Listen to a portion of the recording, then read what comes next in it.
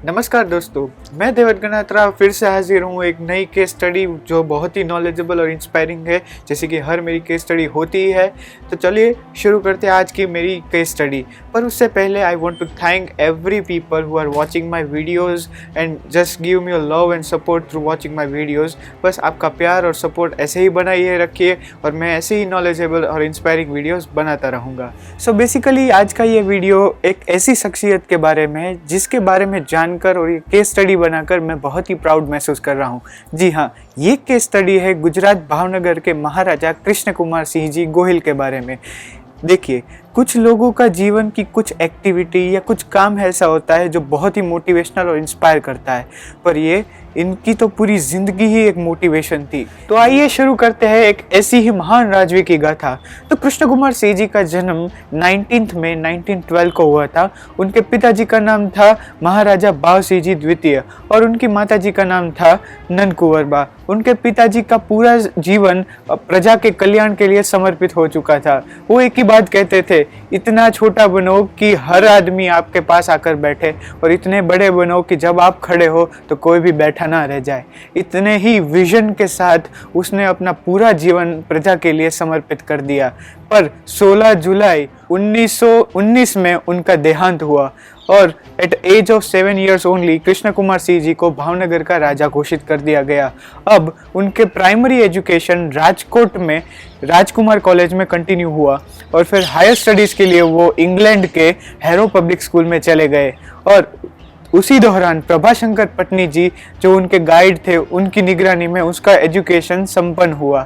और अब कृष्ण कुमार सिंह जी ने 1931 में विजया कुंवर बा जो कि गोंडल के महाराजा भोजीराज सिंह जी की पुत्री थी, उनके साथ उनका विवाह हो गया। और अब 1919 टू 1931 के बीच में उन्होंने बहुत सारे डेवलपमेंट के कार्यक्रम भावनगर में किए, जैसे कि असेंबली क्रिएशन, फिर कई सारे बंदरों की हॉस्पिटलों की स्थापना, स्कूल की स्थापना और ऐसे कई सारे पैरानॉइड और एक्स्ट्राऑर्डिनरी वर्क भावनगर में किए, जिससे और राज्यों से भावनगर अलग बनता था। और पूरी नगर रचना जो भावनगर की फॉर्मेट की गई थी वो बेहतरीन से बेहतरीन डिज़ाइन की गई थी और ऐसी डिज़ाइन की गई थी कि जितनी भी पॉपुलेशन भावनगर में सिचुएटेड हो, पर जियोलॉजिकली इस सबको कोई कंजेस्टेड महसूस नहीं कर पाता था और ऐसी बेहतरीन नगर रचना उन्होंने क्रिएट की थी।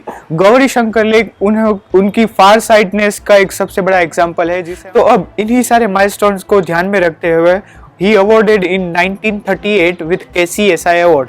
KCSI stands for Knights Commander Order of the Star of India, जो कि एक बहादुरी के लिए दिया जाने वाला पुरस्कार है जो बहुत ही मायने रखता है कोई भी इंडियंस के लिए। तो दूसरी ओर सरदार पटेल हमारी आज़ादी के लिए सभी रजवाड़े एक कर रहे थे और उसी दौरान कृष्ण कुमार सिंह जी ने सरदार पटेल को लेटर लिख के 1 मिनट का समय मांगा और उसी 1 मिनट में कृष्ण कुमार सिंह जी ने अपने पूरे 900 विलेजेस दान कर दिए और 900 विलेजेस समर्पित कर दिए अपनी आज़ादी के लिए। यही होता है एक फार साइटेड विजन और एक देश प्रेम की उत्कृष्ट बात। अब दूसरे विलेजेस के जो कृष्ण कुमार सिंह जी के अंडर में आते थे वो उसने नहीं दिए, क्योंकि वो विलेजेस अपनी महारानी के थे। वो अब महारानी के पास जाते और पूछते हैं कि क्या मैं आपके विलेजेस भी दे सकता हूँ। तभी एक सच्ची क्षत्रियाणी का जवाब था कि अगर कोई हाथी जा रहा हो, श्रृंगार के साथ कोई हाथी जा रहा हो, तो उसका श्रृंगार छीन लेना अच्छी बात नहीं है। आप मेरे भी जो विलेजेस है वो खुशी खुशी दान कर सकते हैं। और ये था एक सच्ची क्षत्रियाणी का जवाब। और ऐसे ही कृष्ण कुमार सिंह जी ने पहली आहुति दी हमारी आज़ादी के प्रति। फिर 1948 में he became the first governor of the Madras of independent India. अब उसका जो देश प्रेम है वो दिखाने के लिए नहीं, पर एक सच्ची भावना अपने देश के सेवा के प्रति उन्होंने सिर्फ ₹1 पर मंथ की सैलरी में ही अपनी जो जॉब है वो स्वीकार की। ये दिखाती है कि अपने देश की सेवा करने का ये जो जुनून है वो बहुत ही था और इसीलिए वो हम सब प्रजा के बहुत ही चाहते थे। तो आज़ादी से पहले भावनगर में एक नियम था कि अगर आपके यहाँ कोई भी चीज़ चोरी हो जाती है और वो चोरी हो जाने के बाद 3 दिन तक आपको वापस नहीं मिलती, तो वो चीज़ की जो भी रकम है वो आपको भावनगर राज्य देगा। अब हमें जब आज़ादी मिल गई थी तो एक डीप साइडेड विलेज फार्मर जो था उन्हें ये बात नहीं पता थी और रात को उसके सभी पशु और गाय चोरी हो गए।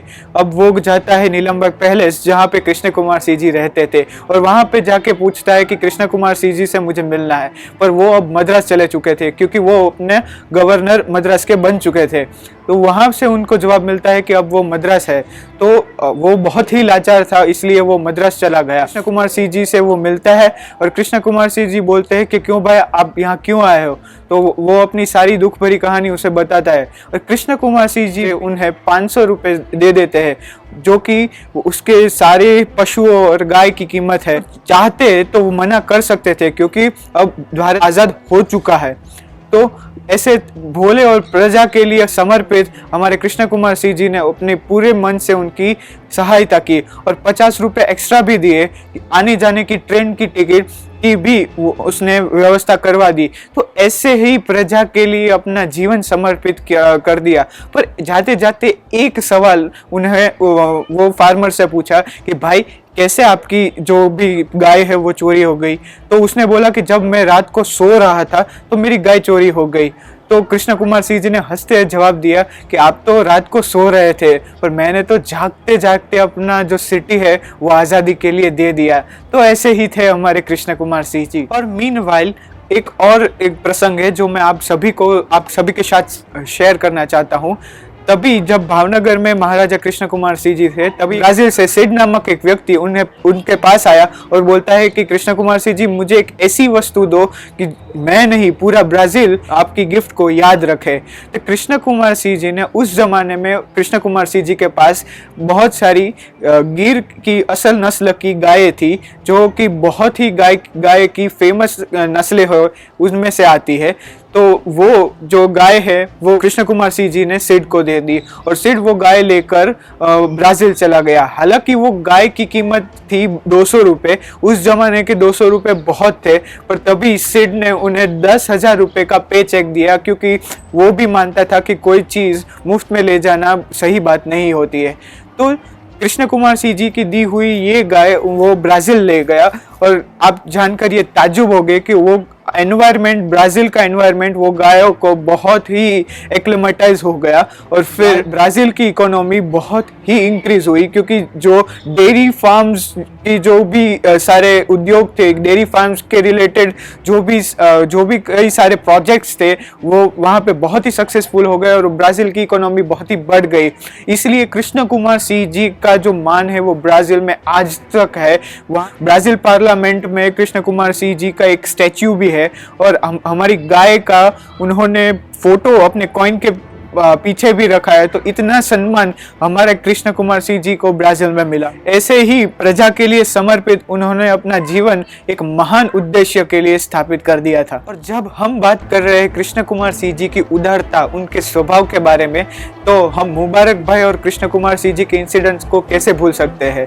मुबारक भाई वो इंसान है कि जो नीलमबाग और राज परिवार के सारे जो सेफ रहते थे, सभी लॉक रहते थे, उनकी चाबी मुबारक भाई रखते थे। और मुबारक भाई एक ऐसे लॉयल और ऑनेस्ट इंसान थे जिस पर कृष्ण कुमार सिंह जी को बहुत ही विश्वास था। और जब ये मुबारक भाई का निधन हुआ तभी कृष्ण कुमार सिंह जी ने खुद उनको कंधा दिया और फिर उनके नाम की एक कब्र बनाई जिसमें लिखा था लॉक ऑफ नीलमबाग, यानी कि यहाँ पे नीलमबाग का ताला सो रहा है। मुबारक भाई ने ही यहाँ पे नीलमबाग का ताला सो रहा है। ऐसे ही प्रजा के लिए समर्पित हमारे कृष्ण कुमार सिंह जी थे। तो हमारे महाराजा कृष्ण कुमार सिंह जी का दुखद अवसान 2 अप्रैल 1965 एट एज ऑफ 52 को हुआ। और उसके जो 46 ईयर के कार्यकाल को मैं एक लाइन में समअप करूं तो जिंदगी बदलने के लिए लड़ना पड़ता है, जिंदगी बदलने के लिए लड़ना पड़ता है और आसान करने के लिए समझना पड़ता है। जी हाँ, जितने दुखों, प्रजा के जितने दुखों को आप ज़्यादातर समझ पाएंगे और उसे सॉल्व कर पाएंगे, उतना ही महान कार्यकाल आपका होगा। तो ये थी कृष्ण कुमार सिंह जी की वन लाइनर जिंदगी। जी हाँ, ये स्टोरी बहुत ही मोटिवेशनल और इंस्पायरिंग अपने आप में ही है। आज़ादी से लेकर प्रजा के दिल तक कृष्ण कुमार सिंह जी ने अपने लाइफ में बहुत बड़ी छाप छोड़ी है। So after his death, his son Virbhadra Singh became the next king of the Bhavnagar. उसने भी कृष्ण कुमार सिंह जी के नक्शे कदम पर चलकर प्रजा की खूब सेवा की और उन्होंने अपना कार्यकाल 1965 से लेकर 1994 तक चलाया। फिर उनके सन जो हाल में भावनगर के महाराजा है, जिसका नाम है महाराजा विजयराज सिंह जी गोहिल, और आज भावनगर के प्रिंस का नाम है जयवीर राज सिंह जी गोहिल। तो इसी तरह भावनगर की सेवा में ये पूरा गोहिल वंश ने बहुत ही सहायता और भावनगर का नाम रोशन किया है। तो ये थी मेरी केस स्टडी। और 2012 में इंडियन असेंबली ने ये डिसाइड किया कि जो भावनगर यूनिवर्सिटी है, जो कि बहुत ही फेमस यूनिवर्सिटी है ऑल अक्रॉस द इंडिया, उसका नाम बदल के भावनगर यूनिवर्सिटी से बदल के महाराजा कृष्ण कुमार सिंह जी भावनगर यूनिवर्सिटी कर दिया जाए। सो ये एक लाइफ टाइम अचीवमेंट अवार्ड के जैसा ही है। तो ये थी मेरी केस स्टडी। अगर ये केस स्टडी आपको अच्छी लगी हो तो ये वीडियो लाइक, कमेंट, शेयर और सब्सक्राइब करो और बहुत सारे भारतवासियों को ये शेयर करो, जिससे सभी भारतवासी को पता चले कि हमारी आज़ादी में बहुत लोगों ने अपना योगदान और प्रथम योगदान कैसे दिया था। सो आप सभी का प्यार ऐसे ही बनाए रखिए। I will see you in the next one.